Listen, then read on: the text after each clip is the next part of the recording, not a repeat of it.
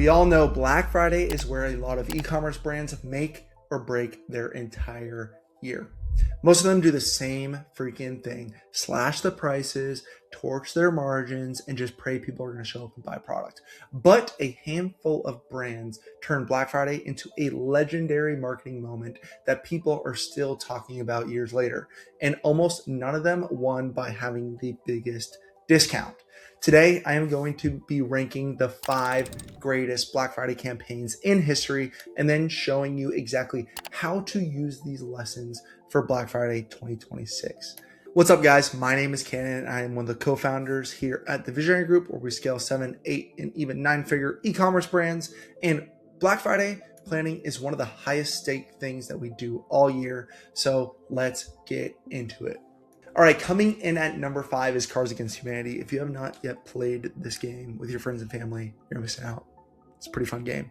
But this one is chaos, and I completely love it.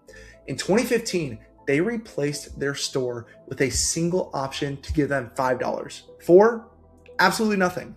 And about 150,000 people did this, raising around $71,000. The next year, they live streamed digging a giant, pointless hole and asked people to fund it, pulling in over $100,000. It is hilarious, it is on brand for them, and it is almost impossible to copy unless your brand voice is irreverent just like theirs. That is why it lands in a fun tier, not the top. All right, coming in at number 4, we have BFCM. They did the complete opposite of what everyone else does. They actually shut down their entire website and store on Black Friday itself and ran 23% off for the entire month of November instead, to reward calm, considered buying rather than panic. It reportedly drove around a 200% jump in monthly sales, and about half the buyers that November were brand new. Proof you can opt out of a one-day madness to win. All right, coming at number 3, we have Patagonia's Don't Buy This Jacket. Back in 2011, they ran a full-page ad on Black Friday telling people to not buy their jacket, to consume less. It generated an estimated $40 to $50 million in earned media on a spend of about $57,000. People love to claim that this ad caused a 30% jump in sales, but the sources don't actually prove that.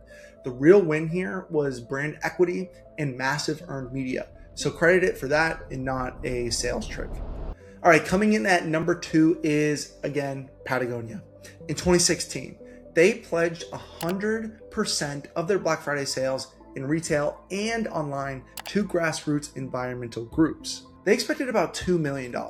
They pulled in around $10 million, 5 times the projection, and roughly 70% of online buyers were brand new. Generosity became one of the best customer acquisition plays of the year. And at number 1 is REI and Opt Outside.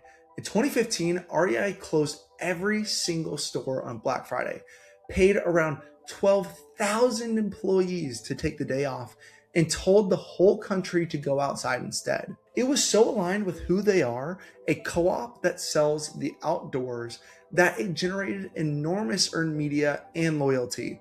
They made it permanent in 2022. It sits at the top because the move, the mission, and the product were perfectly in sync, and that is what made it impossible to ignore. All right, look at the list and notice what's missing. Not one of these won because of a bigger discount or percent off. They won on brand, on generosity, on a point of view, and on doing the opposite what everyone else in the industry is doing or what everyone expected. Discount depth was almost irrelevant. That is the mindset shift for your own Black Friday. The question is not how low can I go on discounting, it is what can I do that people will actually remember and talk about. Now let me turn this into a plan that you can run on Black Friday. 5 moves for Black Friday 2026. First, treat it as a window, not just a single day. Demand now spreads across weeks, so build a sequence. A VIP pre-sale for your best customers, then early access for your list, then the main event, then a last chance close. One day is leaving money on the table. Second, protect your margin at all costs. Record sales can hide a margin collapse when ad costs and discounts stack on top of each other. Favor gift with purchase, bundles, and tiered value over a blanket site-wide discount that trains the customers to only buy when you are cheap. That is going to attract customers that honestly you don't want, and they're just going to buy one time. Third, build your list months ahead. The modern Black Friday engine is owned channels, email, and especially SMS, with early access for subscribers. Text messages out-convert almost everything on triggered sends. Start collecting subscribers now, not in November, because guess what? Ad costs and customer acquisition costs are going to rise in this time period. So this is going to be the profitability engine right here. Fourth, judge the season by the right numbers and metrics, not just day of return on ad spend, but the lifetime value of the customers that you acquire and the first party data that you capture. Black Friday is an acquisition engine, and a lot of these buyers pay you back over the next year. Fifth, pick a lane. Going fully anti-Black Friday like REI did is a niche play that only works if it is actually authentic for you. For most brands, the smarter move is reframing a charitable angle, a celebration, or a precise high-value offer, so you still compete without torching your brand and your margin. Let me lay the window out on a calendar so you can copy it. Early November, open a VIP pre-sale to your most loyal customers and your SMS subscribers only, framed as a thank you for being early. The weekend before Black Friday, open up early access to your full email list and your SMS list, so your owned audience gets the first crack at Black Friday. Black Friday through Cyber Monday, the main event, your best offer goes fully public. Then, days right after, a last chance extension for everyone who looked but did not buy.